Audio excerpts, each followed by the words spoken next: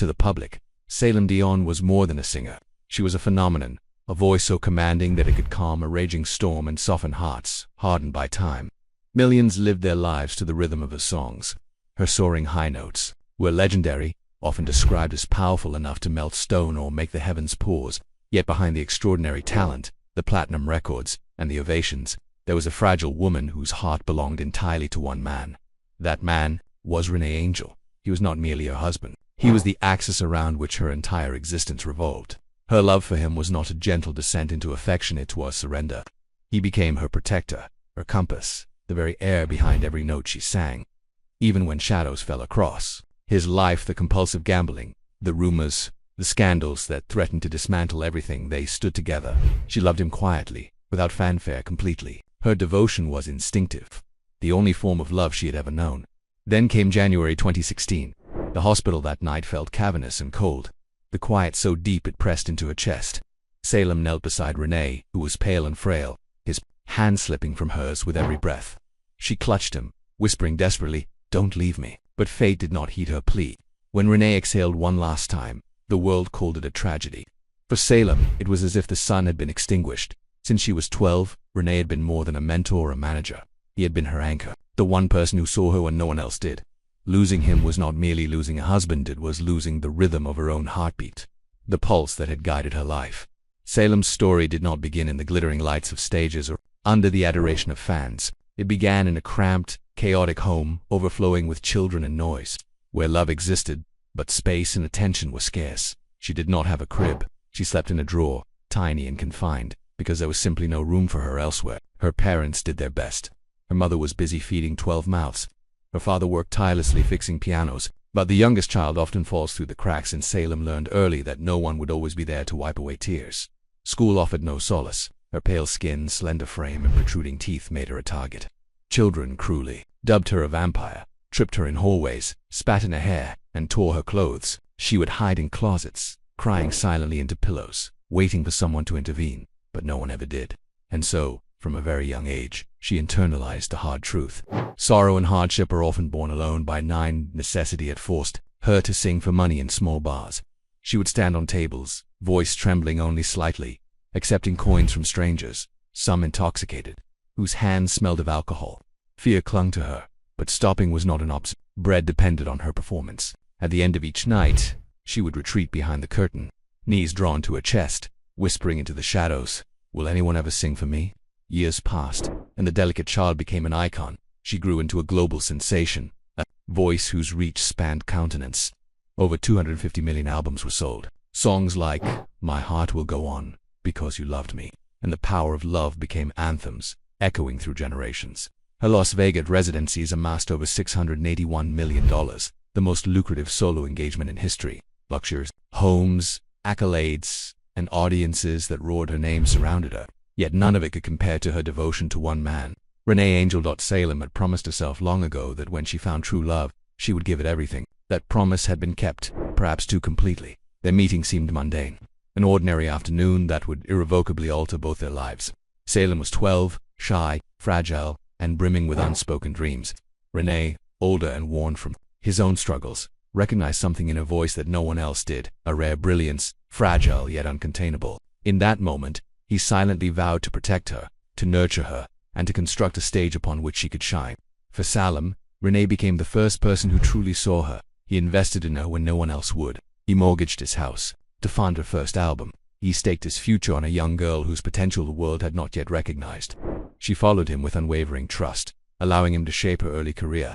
Each smile of his brought her solace. Each frown struck her heart like thunder. Her work, her determination, her sacrifices were not for fame, they were for him, for his approval. As the years passed, their bond deepened. In hotel corridors, during late-night rehearsals, and on long plane rides, they shared a closeness that, when unspoken, for a long time it was not romantic, just the intense, desperate love of a child who finally felt seen, a love anchored in gratitude and survival. Then before a Eurovision competition, something shifted. Across the quiet hotel room, Céline noticed the change in René's gaze. The warmth there now carried a new meaning. He was no longer merely a mentor. He was the man she loved. Their first kiss, shared after her Eurovision victory, was timid yet overflowing with emotion. René whispered, "I have loved you since the first note I heard you sing." And for the first time, Céline understood what it felt like to find home in another person. But the world was unprepared.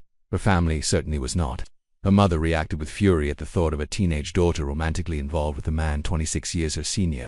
Yet Céline remained resolute, holding her mother's hands and stating through tears, "This is my life," and she meant it. For 5 years, they maintained a private love while the world observed a professional relationship.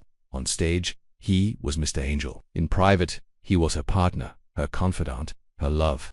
They exchanged clandestine notes, stole quiet moments between flights and rehearsals, and navigated secrecy with devotion. Her mother prayed for their separation, but Céline's answer never wavered, "I only have him." In 1991, they became engaged, though the world would not learn the truth until 1993, with the release of her album The Color of My Love. In the acknowledgments, Céline finally revealed the secret she had guarded for years. Her love for René could no longer be hidden. Their 1994 wedding was a spectacle of fairy-tale grandeur.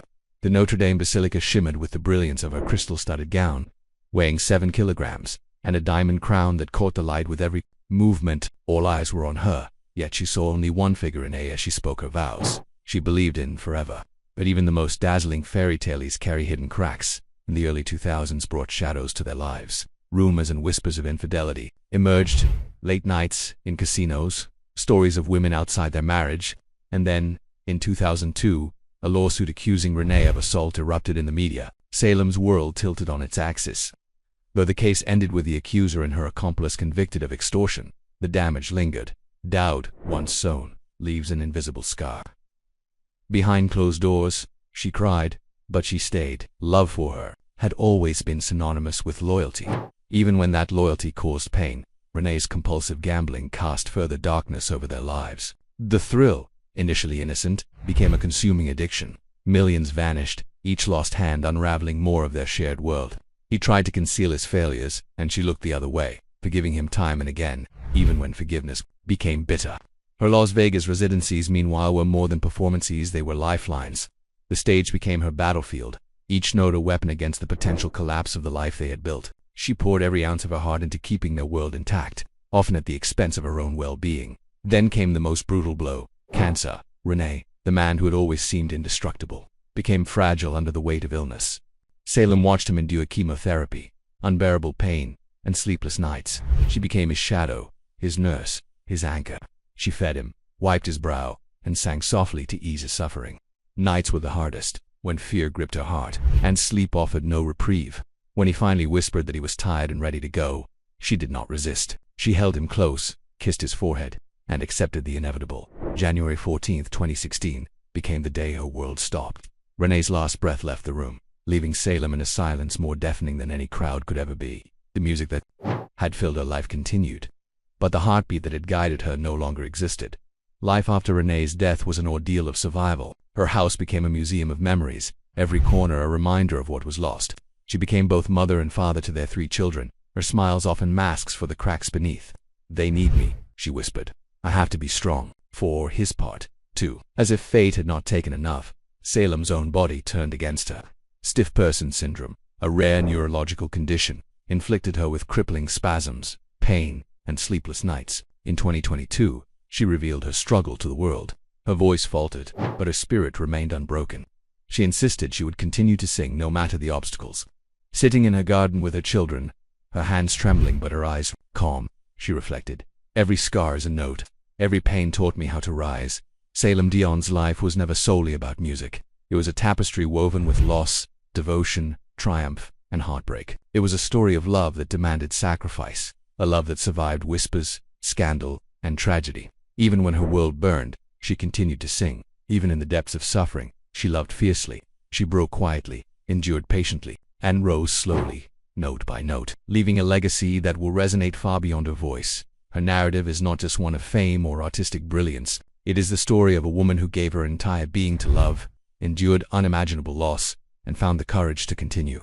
Céline Dion was, and remains, a monument to devotion, resilience, and the transformative power of music born from the depths of the heart.